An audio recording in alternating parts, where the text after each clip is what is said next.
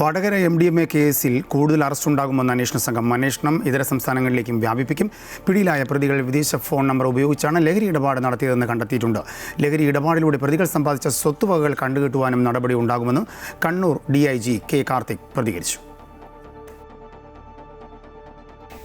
Perambra BRCയിലെ trainer ആവളക്കുട്ടോത്ത് സ്വദേശിനി നീഷ്മ, ഇരട്ടി സ്വദേശി ജിജിൻ കുര്യാക്കോസ്, കൂരാച്ചുണ്ട് ചെറുകാട് സ്വദേശി കാവ്യ, മരുതോങ്കര സ്വദേശിനി KC കീർത്തന ഉൾപ്പെടെ 5 പ്രതികളാണ് ഇതുവരെ കേസിൽ അറസ്റ്റിലായത്.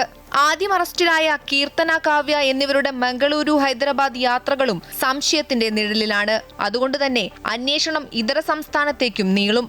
വരും ദിവസം കൂടുതൽ അറസ്റ്റ് ഉണ്ടാകുമെന്നും കണ്ണൂർ DIG K. കാർത്തിക് പറഞ്ഞു. കുറേ അക്കൗണ്ട്സ് ഓപ്പൺ ചെയ്തിട്ടുണ്ട്.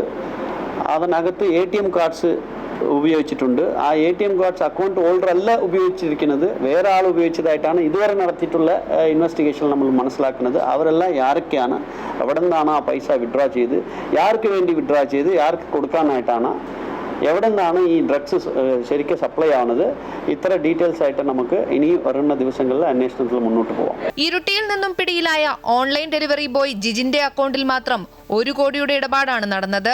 കാവ്യ, കീർത്തന, നീഷ്മ എന്നിവരുടെ അക്കൗണ്ട് വഴിയും ലക്ഷങ്ങളുടെ ഇടപാട് നടന്നു.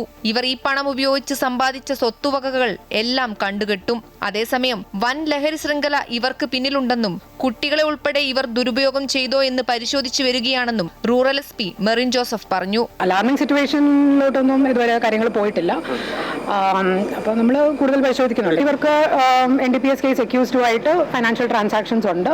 പിന്നെ ഇതുവരെ നമ്മൾ മനസ്സിലാക്കുന്നത് ഇവർക്ക് അത്യാവശ്യം ഈ നെറ്റ്വർക്കുമായിട്ട് തന്നെ ഡീപ്പായിട്ടുള്ള ലിങ്ക്സ് ഉണ്ടായിരുന്നു. ഇപ്പം ഫ്രണ്ട്ഷിപ്പ് ഉൾപ്പെടെയുള്ള ലിങ്ക്സ് ഉണ്ടായിരുന്നു. ജുഡീഷ്യൽ കസ്റ്റഡിയിൽ കഴിയുന്ന കാവ്യ, കീർത്തന, റിസ്വാൻ എന്നിവരെ കസ്റ്റഡിയിൽ വാങ്ങി ചോദ്യം ചെയ്താൽ മാത്രമേ കൂടുതൽ വിവരങ്ങൾ ലഭിക്കൂ. ഇവരെ ഒരുമിച്ച് ചോദ്യം ചെയ്യാൻ SIT വടകര NDPS കോടതിയിൽ അപേക്ഷ നൽകിയിട്ടുണ്ട്. 3 അധ്യാപികമാരുടെയും മൊബൈൽ ഫോൺ സന്ദേശങ്ങൾ ഉൾപ്പെടെ പോലീസ് പരിശോധിച്ചു വരികയാണ്. ചില കോഡുകൾ ലഹരിയുമായി ബന്ധപ്പെട്ട് ഇവർ ഉപയോഗിച്ചതായും വിവരം ലഭിച്ചിട്ടുണ്ട്. ഇത് സംബന്ധിച്ചും അന്വേഷണം നടക്കുന്നുണ്ട്. അമൃത ന്യൂസ്, കോഴിക്കോട്.